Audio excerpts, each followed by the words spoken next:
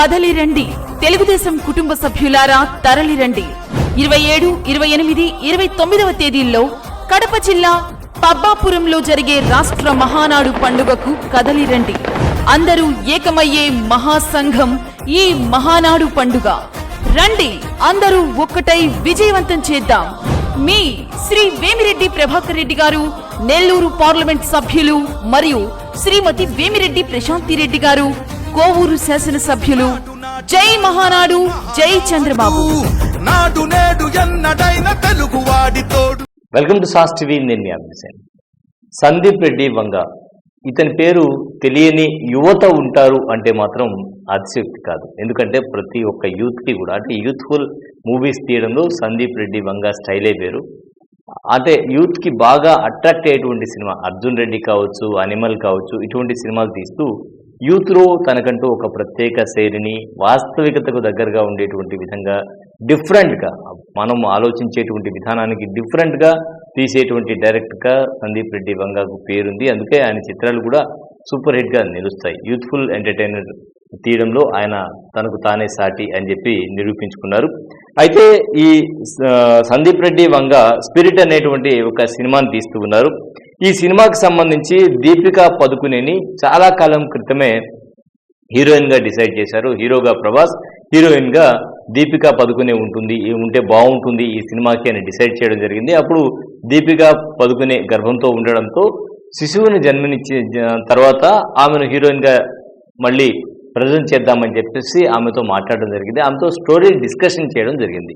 Story discussion చేసినటువంటి సమయంలో Deepika Padukone story అంతా విన్న తర్వాత కొన్ని విషయాలను సందీప్ వంగకు చెప్పడం జరిగింది. ఏంటి ఆ విషయాలను చెప్తే, ఈ సినిమాకి సంబంధించి అంటే ప్రభాస్కి ఇక్కడ 200 కోట్లు ఇస్తున్నారు అనేటువంటి టాక్ అయితే నడుస్తుంది. ఈ నేపథ్యంలో 20 కోట్ల రూపాయలు పారితోషికాన్ని ఈమె అడగడం జరిగింది. అలాగే తనకు పాప ఉంది కాబట్టి ఎక్కువ సమయం సినిమాకు వెచ్చించలేను కాబట్టి ప్రతిరోజు 6 గంటల వరకు మాత్రమే తాను పనిచేస్తాను అని చెప్పి కూడా ఆమె చెప్పడం జరిగింది. అలాగే తెలుగులో డబ్బింగ్ ఏదైతే ఉందో, సాధారణంగా హీరోయిన్స్ మూవీ అయిపోయిన తర్వాత డబ్బింగ్ చెప్పుకుంటూ ఉంటారు. అయితే తెలుగులో డబ్బింగ్ చెప్పలేను అని చెప్పి కూడా ఆ డబ్బింగ్ వేరే ఆర్టిస్ట్ని పెట్టి చేసుకోవాలని కూడా ఆమె చెప్పడం జరిగింది. అలాగే లాభాలు వచ్చిన తర్వాత, మూవీకి సంబంధించి లాభాలు వచ్చిన తర్వాత లాభాల్లో కూడా దీపికా పదుకునే షేర్ అడిగారు అనేటువంటి టాక్ నడుస్తోంది. ఈ నేపథ్యంలో దీపికా పదుకునే కాదు, ఇన్ని అలిగేషన్స్ పెట్టుకొని మనం మళ్ళీ ఆమెను పెట్టుకోవడం ఏంటి అనేటువంటి విధంగా సందీప్ వంగ ఆలోచించి వేరే హీరోయిన్ని మార్చడం జరిగింది ఇక్కడ. సో అనిమల్ సినిమాలో ఒక హీరోయిన్ మనం సెకండ్ హీరోయిన్ చూసాం కదా, తృప్తి డిమ్రీ. ఈ అమ్మాయిని హీరోయిన్గా ఈ సినిమాకి హీరోయిన్గా, అంటే అనిమల్లో ఆమె సెకండ్ హీరోయిన్గా ఉన్నారు. ఈ తృప్తి డిమ్రీ అనేటువంటి హీరోయిన్ని పెట్టుకోవడం జరిగింది. ఆ తర్వాత ఈ స్టోరీ అంతా జరిగింది అనమాట. ఏంటి స్టోరీ అంటే, ఈ సినిమాకి సంబంధించి ఏదైతే డైరెక్టర్ ఈ అమ్మాయితో స్టోరీ డిస్కషన్, అంటే దీప్తి పదుకునేతో స్టోరీ డిస్కషన్ చేశారో, ఈ స్టోరీ డిస్కషన్కి సంబంధించి స్టోరీ ట్యాగ్ లైన్ ఏదైతే ఉందో అది వేరే వాళ్లకు, మీడియా సంస్థలకు లీక్ చేశారు. ప్రధాన మీడియా సంస్థలు కావచ్చు, అలాగే తమతో ఉండేటువంటి కొన్ని సంస్థలకు లీక్ చేయడం జరిగింది. వాళ్ళు దీన్ని పబ్లిష్ చేయడం జరిగింది అనేది దీప్తి పదుకునే మీద ఇప్పుడు ఉండేటువంటి ప్రధాన ఆరోపణ. ఇది ఆరోపణ ఎవరు చేస్తున్నారంటే సందీప్ వంగ చేస్తున్నారు. యాక్చువల్గా ఇటువంటి స్టోరీ డిస్కషన్స్ అనేది మ్యూచువల్ అండర్స్టాండింగ్లో ఉంటాయి. హీరోయిన్కి కావచ్చు, హీరోకి కావచ్చు, అలాగే డైరెక్టర్ ముగ్గురు కలిసి కూర్చొని మాట్లాడుకునేటప్పుడు స్టోరీ ట్యాగ్ లైన్ ఏదైతే ఉందో అది సస్పెన్స్గా ఉంటుంది. సో సినిమా అయిపోయిన తర్వాత సినిమాలో ప్రేక్షకులు చూడాల్సిన పరిస్థితి ఉంటుంది. కానీ ఇక్కడ ముందుగానే రివీల్ చేశారు, ఇది కరెక్ట్ కాదు అనేది ఇప్పుడు సందీప్ వంగ చెప్తున్నటువంటి మాట. అలాగే ఒక ట్వీట్ కూడా ఆయన చేయడం జరిగింది. ఈ సినిమాకి సంబంధించి ఆయన చేసినటువంటి ట్వీట్ కూడా ఒకసారి చూద్దాం. ప్రధానంగా, నేను ఒక నటుడికి కథ చెప్పేటప్పుడు 100% నమ్మకం ఉంచుతాను. సో ఇది నాన్ డిస్క్లోజర్ అగ్రిమెంట్, ఎవరికి చెప్పాల్సినటువంటి ఇది ఉండదు, మన మధ్య ఒక మ్యూచువల్ అండర్స్టాండింగ్ లాగా. సో ఇలా చేయడం అనేది తప్పు, ఇలా ఎవరు చేయకూడదు.